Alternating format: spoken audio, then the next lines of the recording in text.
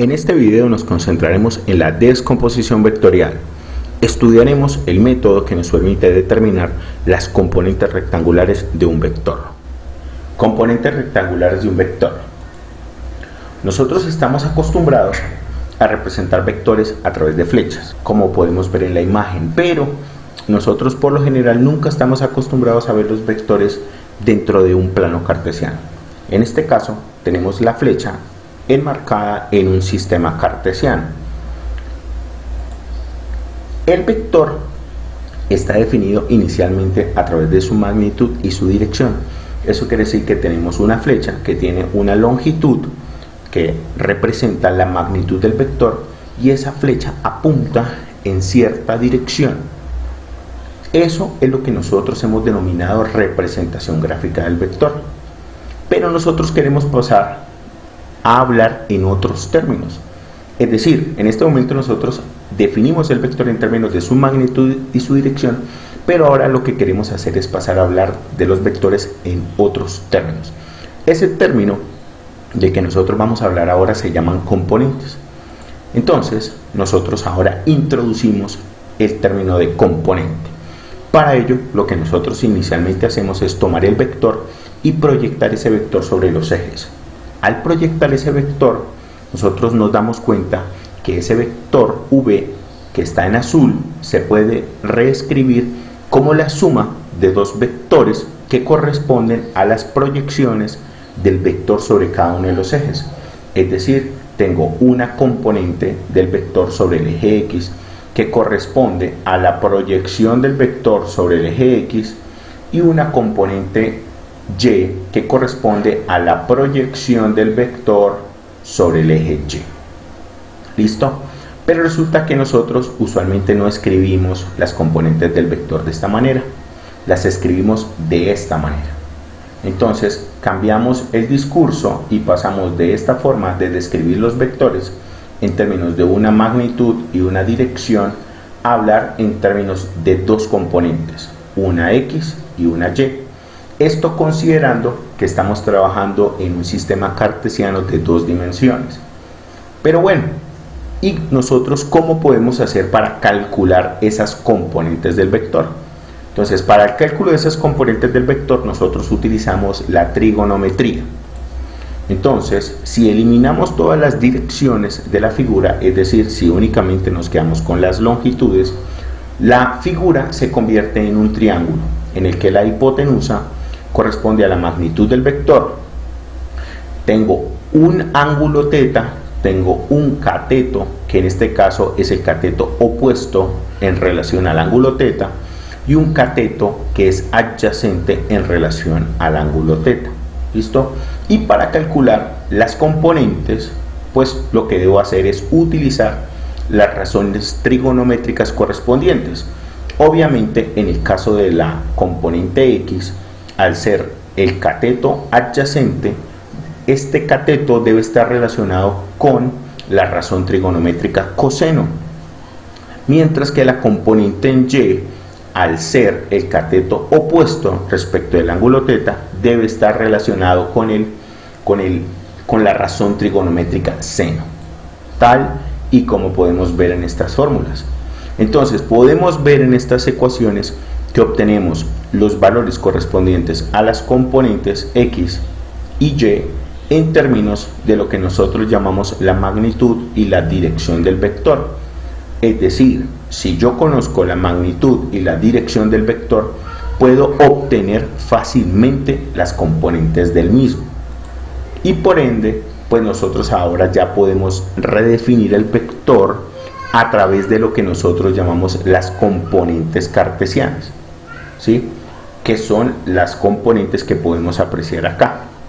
Entonces, no es que el vector haya cambiado, el vector no ha cambiado, sigue siendo exactamente el mismo, y por eso aquí podemos apreciar signos de igual. Lo que pasa es que cambio la forma en la que me expreso o en la que expreso las características del vector. Bueno, ahora vamos a hacer un análisis por cuadrante. Cuando nosotros calculamos las componentes de un vector utilizando las fórmulas que vimos en la diapositiva anterior, Pues podemos obtener la siguiente situación. Si el vector corresponde a un vector de primer cuadrante, sus componentes ambas van a ser positivas, es decir, tanto la componente X como la componente Y van a ser positivas. Pero si el vector corresponde a segundo, a tercer o a cuarto cuadrante, los signos van a cambiar. Entonces, ¿cómo son los signos del vector si se encuentra en el segundo cuadrante? Pues la componente X es negativa y la componente Y es positiva. Mientras que en el tercer cuadrante ambas componentes son negativas y en el cuarto cuadrante la componente X es positiva y la componente Y es negativa. Recordemos que la nueva notación o la nueva forma como estamos escribiendo los vectores es bastante similar a como nosotros en matemáticas aprendemos a denotar las parejas ordenadas, ¿sí? En la que tengo una serie de paréntesis y tengo dos cantidades separadas por unas comas. La primera cantidad es la que corresponde a X y la segunda cantidad es la que corresponde a Y. Entonces, este primer número con todo y signo es lo que nosotros llamamos componente en X. Y este segundo número con todo y signo es lo que nosotros llamamos componente Y. Ahora, ¿qué ocurre con respecto a las direcciones de los vectores? Entonces, ¿cómo puedo identificar a través de las direcciones de los vectores si el vector es de primer cuadrante, de segundo cuadrante, de tercer cuadrante o de cuarto cuadrante? Pues bastante fácil. Si el ángulo del vector se encuentra en el rango entre 0 y 90 grados, yo sé que el vector es un vector de primer cuadrante. Si el ángulo se encuentra entre 90 y 180, es de segundo cuadrante. Si se encuentra entre 180 y 270, es de tercer cuadrante. Y si se encuentra entre 270 y 360 grados, es un vector de cuarto cuadrante. Ojo, digo si se encuentra en el rango, pero ¿qué ocurre si los valores corresponden a 0, 90, 180, 270 y 360 grados? Pues en ese caso tendríamos vectores que se encuentran sobre los ejes. Y los vectores sobre los ejes pues son casos especiales. Cuando tengo vectores sobre los ejes, ¿sí? Por ejemplo, un vector que sea paralelo al eje X positivo, es decir, un vector que se encuentre sobre esta línea y que apunte hacia la derecha, o un vector que se encuentre sobre el eje X negativo, es decir, un vector que se encuentre paralelo a esta línea y que apunte hacia la izquierda, y de la misma manera paralelos al eje Y, ya sea hacia arriba o hacia abajo, las componentes de los vectores van a tener esta estructura. Es decir, en el caso de los vectores que sean paralelos al eje X, nosotros vemos que no tienen componente en Y o que su componente en Y vale 0. Y sus componentes en X pueden ser positivas o negativas dependiendo para dónde apunte, ya sea para la derecha o para la izquierda. Ahora, en el caso de los vectores que son paralelos al eje Y, pues obviamente no tienen componentes sobre el eje X y sus componentes solo están sobre el eje Y. Y vuelve y juega, pueden ser positivas o negativas. Y ahora, en relación con esto que acabamos de decir, pues sus direcciones van a ser correspondientemente 0, 180, 90 y 270 grados. Ahora vamos a resolver una serie de ejemplos. Entonces, vamos a observar.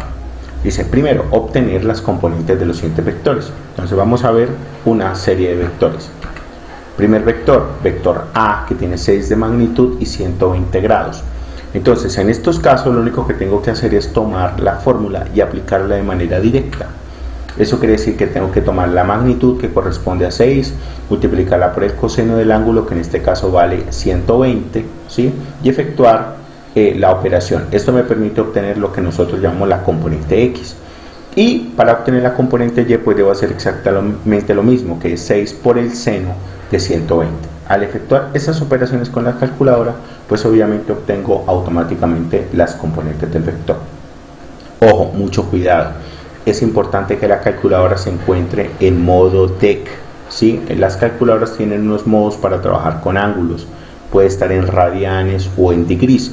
Para poder identificar el sistema angular en el que nosotros debemos trabajar, debemos ver que la calculadora tenga iluminada la opción DEC, que en algunos casos es simplemente una D en la parte de arriba.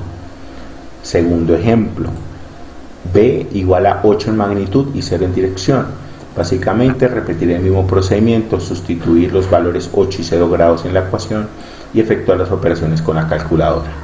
Lo mismo para este vector C, 5 a 225, sustituyo, obtengo las correspondientes componentes, de la misma manera para este vector D y de la misma manera para este vector E.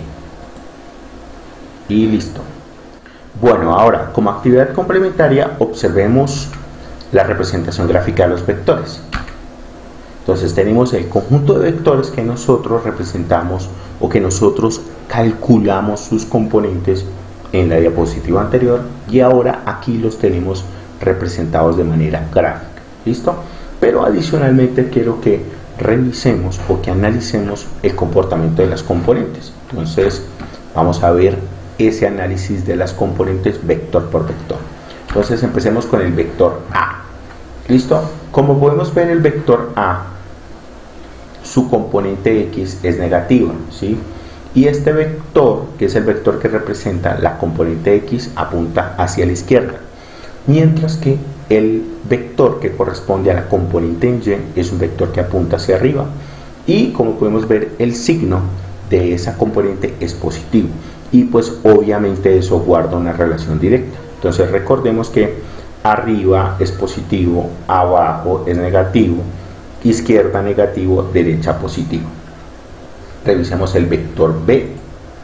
El vector B es un vector que se encuentra paralelo al eje X, por ende solo tiene componente en el eje X, tal cual como podemos ver, su componente en el eje Y vale 0. Vamos con el vector C. El vector C, la componente en Y apunta hacia abajo, por ende es negativa, mientras que la componente en X apunta hacia la izquierda, por ende también es negativo. Con vector D, el vector D es un vector que su componente en Y es negativa y su componente en X es positiva, tal cual como podemos apreciar. Y por último, el vector E, que es un vector que también se encuentra paralelo a uno de los ejes, solamente que en este caso paralelo al eje Y.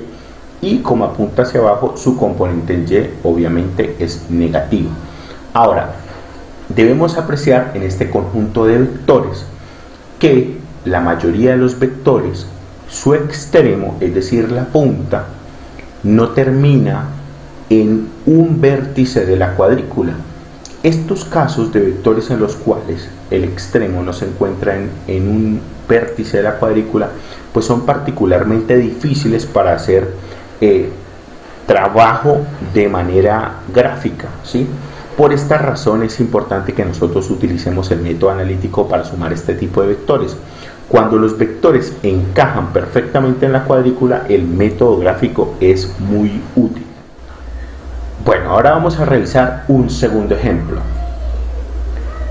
Observamos la representación gráfica de cada uno de los vectores. Como podemos ver, en este caso tenemos un conjunto de 6 vectores. Solamente que en este caso los vectores encajan perfectamente en la cuadrícula, que es, digamos, algo muy conveniente. Entonces, si yo quiero determinar las componentes rectangulares de cada uno de esos vectores, ¿qué debo hacer? Pues básicamente lo único que tengo que hacer es contar cuadritos. Observemos vector por vector. En el caso del vector A, como podemos notar, el vector A mide 4 cuadritos hacia la derecha. Nosotros sabemos que eso quiere decir que el vector A tiene componente en X positiva, y el valor que corresponde a la componente X es la cantidad de cuadritos, en este caso 4. No tiene componente en Y, por ende su componente en Y vale 0. Vector B. En el caso del vector B, la componente en X mide 3 cuadritos hacia la derecha. Recordemos, hacia la derecha positivo, hacia la izquierda negativo. En este caso apunta hacia la derecha, por lo tanto es positivo. Y tiene una componente vertical. En este caso, esa componente vertical tira o apunta hacia arriba, por ende nuevamente es positivo. Entonces tengo 3 positivo en el eje X y 3 positivo en el eje Y. En el caso del vector C, la componente en X apunta hacia la izquierda y mide 4 cuadritos. Por esa razón, la componente de este vector es menos 4, mientras que la componente vertical, que es la componente en Y, son 3 cuadros hacia arriba, positivo. Componentes del vector D, 4 cuadritos hacia la derecha, componente en X4, 5 cuadritos hacia abajo en Y, o sea, menos 5. Con el vector E tenemos 5 cuadros hacia abajo, menos 5 en Y en X tenemos 3 cuadritos hacia la izquierda, menos 3. Y por último, el vector F. El vector F no tiene componente en X porque es un vector vertical. Y contamos la cantidad de cuadritos que tiene sobre el eje Y, que básicamente son 5, pero apuntan hacia abajo. Entonces, como podemos ver, si los vectores encajan en la cuadrícula, es muy fácil obtener sus componentes. Y no olviden seguirnos en nuestras redes sociales para más contenido.